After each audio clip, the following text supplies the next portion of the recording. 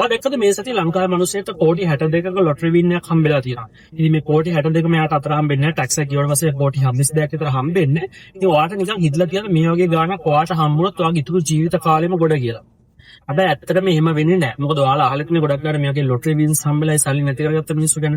ඉතින් මේක ඇත්තටම වෙන්නේ නැචරල් ලෝ එකක් අනුව. අපි මේකට මැතමැටිකලි කියලා පැරිටෝ ඩිස්ට්‍රිබියුෂන් කියලා. ඒකෙන් කියන්නේ ලෝකෙ තියෙන 80% දේවල් පාලනය කරන්නේ 20%ක මිනිස්සු කියන එකයි. ඉතින් මේක සල්ලි වලටත් අදාළයි. ලංකාවේ 85%ක සල්ලි පාලනය කරන්නේ 15%ක මිනිස්සු. ඉතින් අපි මේකට කොච්චර අකමැති වුණා මේක අපිට වෙනස් කරන්න හරිම අමාරුයි. මේක නැචරල් ලෝ එකක් වෙච්ච නිසා අපි හිතුවා අපි ලංකාවේ තියෙන ඔක්කොම සල්ලි ටික එකතු කරලා හැමෝටම සමානව බෙදනවා කියලා මේක අසාධාරණයි කියලා හිතලා.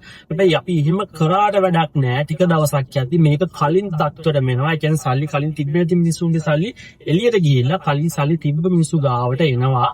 ඒක අපිට වෙනස් කරන්න බෑ.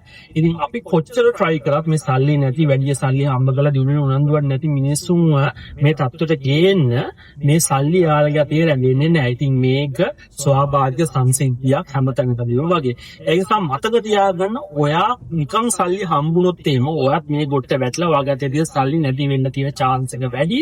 ඒක නිසා ඔයා මතක තියාගන්න ඔයාගා තියෙන පොඩි සල්ලි ප්‍රමාණය වුණත් හරියට manage කරලා ඒක grow කරගන්න ඉගෙන ගන්න එක තමයි strong point එක.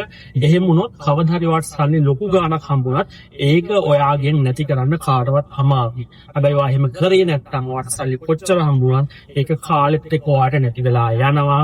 මේක තමයි දැන්ට ලෝකේ සල්ලි සම්බන්ධව තියෙන නැචරල් ලෝ එක.